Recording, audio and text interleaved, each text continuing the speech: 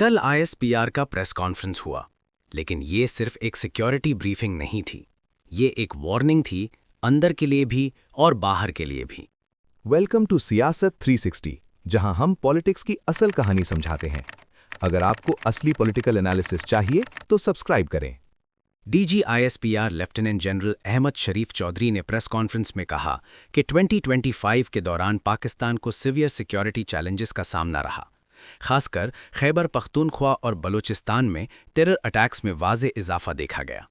उनके मुताबिक 57,000 से ज़्यादा इंटेलिजेंस बेस्ड ऑपरेशंस की गईं। कई टेररिस्ट नेटवर्क्स को डिसमेंटल किया गया, लेकिन थ्रेट अभी भी जिंदा है। मैसेज सिंपल था, स्टेट लड़ रही है, लेकिन जंग अभी खत्म नहीं हुई। प्रेस कॉन्फ्रेंस का सबसे स्ट्रॉन्ग और सेंसिटिव पॉइंट था अफगानिस्तान।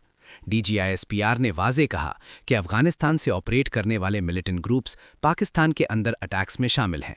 ये सिर्फ सिक्योरिटी स्टेटमेंट नहीं, ये एक फॉरेन पॉलिसी सिग्नल है। इसका मतलब ये कि पाकिस्तान ग्लोबल कम्युनिटी को ये बताना चाहता है कि थ्रेट सिर्फ इंटरनल नहीं, बल्कि बॉर्डर के उस पार से भी आ रहा है।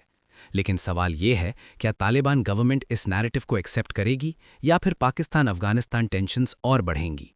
प्रेस कॉन्फ्रेंस का एक और नाजुक हिस्सा था इंटरनल नेशनल सिक्योरिटी थ्रेट।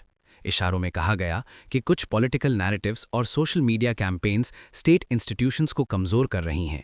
यहाँ से एक बड़ा सवाल पैदा होता है, क्या हर तनकीद नेशनल सिक्योरिटी थ्रेट होती है? और क्या डिसेंट और टेररिज्म के दरमियान लाइन जानबूझकर ब्लर की जा रही है? ये वो पॉइंट है जहाँ सिक्योरिटी ब्रीफिंग पॉलिटिकल डिबेट में तब्दील हो जाती है। प्रेस कॉन्फ्रेंस के बाद पीटीआई और कुछ पॉलिटिकल सर्कल्स ने इस टोन पर तनकीद की। उनका कहना है, मिलिट्री का पॉलिटिकल डिस्कोर्स में डायरेक्टली आना डेमोक्रेसी के लिए सेहतमंद नहीं। दूसरी तरफ स्टेट का नैरेटिव ये है कि जब मुल्क सिक्योरिटी वॉर में हो तो स्ट्रॉन्ग मैसेजिंग ज़रूरी होती है। यानी ये सिर्फ टेररिज्म का मसला नहीं, ये पावर, कंट्रोल और नैरेटिव का मुकाबला है।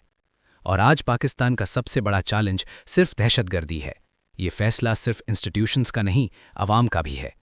अगर आप पॉलिटिक्स को हेडलाइंस के बजाय कॉन्टेक्स्ट और फैक्ट्स के साथ समझना चाहते हैं तो सियासत 360 को सब्सक्राइब करें, क्योंकि यहाँ हम सिर्फ खबर नहीं, पूरी तस्वीर दिखाते हैं।